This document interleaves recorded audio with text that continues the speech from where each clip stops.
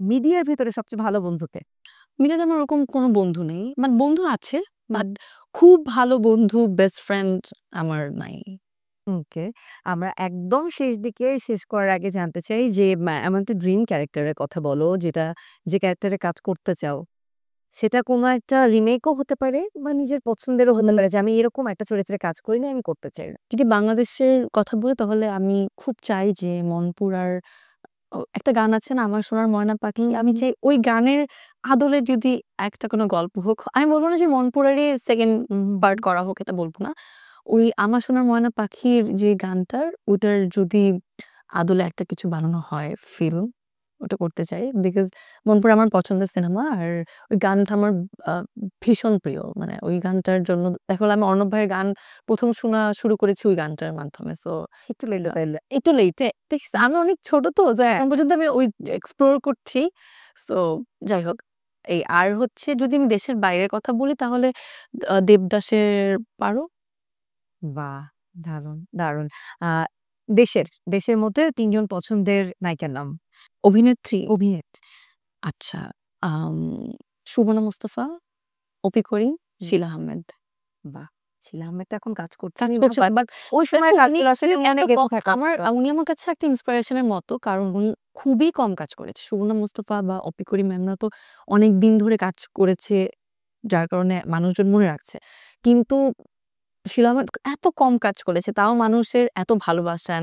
মানুষ উনাকে এখনো দেখতে চায়। আর আমি যে কমপ্লিমেন্টটা খুব শুরু থেকে পেয়েছি যখন আমি ১ম আসি, যে আমাকে নাকি শিলা আহমেদের মতো লাগে বা আমাকে হুমায়ূন আহমেদ স্যার, আমি যদি বেঁচে থাকতাম তাহলে নাকি হুমায়ূন আহমেদ স্যার আমাকে নিয়ে কাজ বানাতেন। সো ওই জায়গা থেকে আবার শিলা আহমেদ এক্সাক্টলি অনেক হুমায়ূন ফ্যানের জন্য তো অবশ্যই এটা বোঝাই। এই তো আমি হুমায়ূন আহমেদ ফ্যান, মানে অনেক অসম্ভব বড় একজন। যাই হোক খুব চালাক তুমি। বৈষম্যের মেয়েরা যে চালাক হয় আজকে সাদিয়া আয়মানের ইন্টারভিউ নিতে যেয়ে আরো টের পাওয়া যাচ্ছে। একটু পুরাতন নায়িকাদের চলে হ্যাঁ, এখনকার নায়িকাদের নাম পেলাম না। কিন্তু নায়কদের এখন তো মধ্যে অনেকেই আছে। আমি জাস্ট বড়দের কথা বলেছি কারণ তারা আসলে হুম, হুম। মানে ওই ইন্সপায়ারটা করেছে বা একটা সময় তাদের কাজ, তারা যদি আমি চাই না, আমার বাবা বা আমাদের মানে বড় যারা আছে আগের আমাদের জেনারেশনের আগের একটা জেনারেশনও আসলে এক্সাক্টলি এখন পর্যন্ত তাদের ওই মুগ্ধতা আছে। সো ওইজন্য আমি তাদের কথাই বললাম।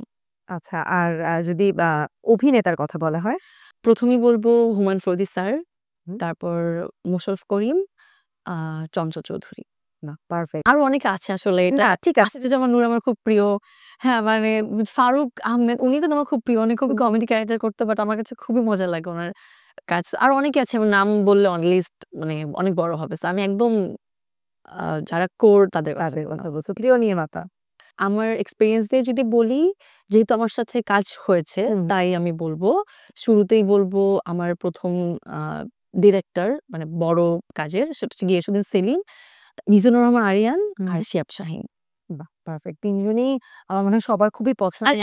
আমি তো সিরিয়ালি বলেছি। আমার ১ম এ গিয়াসুদ্দিন সেলিম ভাইয়ের সাথে কাজ হয়েছে কাজল রেখাতে, এরপর তারপর আরিয়ান ভাইয়ের সাথে কাজ হয়েছে, এরপর শিহাব শাহীনের সাথে। সো ৩ জনই আমার, আমি বলব দে আর মাই মেন্টর। বড় পর্দার অভিষেকও তো গিয়াসুদ্দিন সেলিম গিয়াসুদ্দিন সেলিম ওইটাই আমার হ্যাঁ, ১ম কাজ, এক্সাক্টলি। কাজল রেখা। কাজল রেখা।